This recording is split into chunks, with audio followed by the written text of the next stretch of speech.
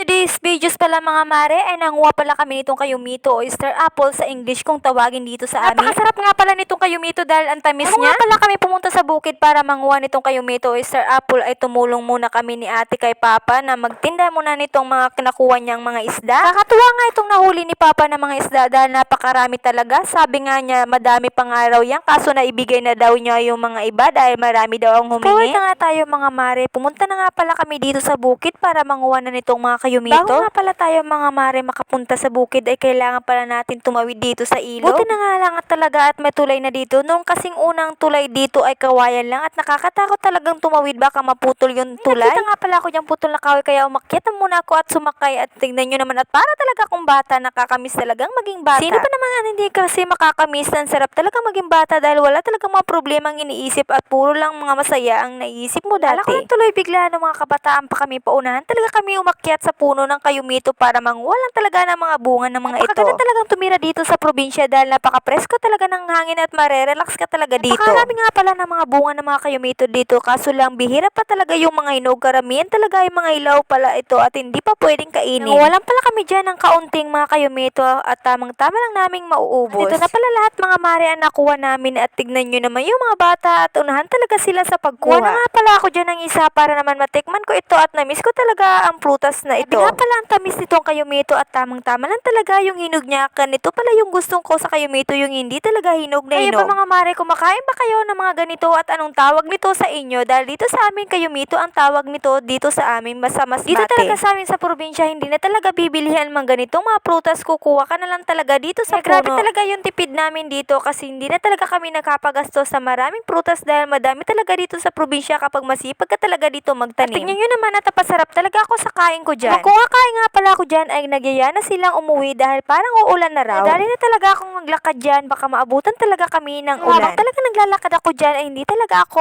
nagpaawat nitong kinakain ko. Tinapos ko talaga ito kasi nga sabi nga nila food is life. Punta talaga kami sa bukid ay hindi talaga namin maiiwasan na hindi talaga kami manguha ng mga prutas dami. Napakarami talaga ng mga tanim dito sa bukid. Meron nga pala dito mga maring mga prutas na mga saging, atis, buko at iba pa. May mga tanim rin dito ang ng mga palay. Naglalakad nga kami dyan ay nagpuusap-usap talaga kami kung kailan naman kaya kami makakabalik dito dahil bihira na lang talaga ako makapunta dito. Maganda nga pala dito mga maring maglakad dahil hindi talaga madamo at hindi nakakatakot na may ahas. Takot pa naman ako sa ahas. At alam niyo ba ang isa pa ang kinanggadahan dito sa bukid ay may exercise talaga yung mga katawan mo at iwas talaga sa mga gadget dito yung mga bata.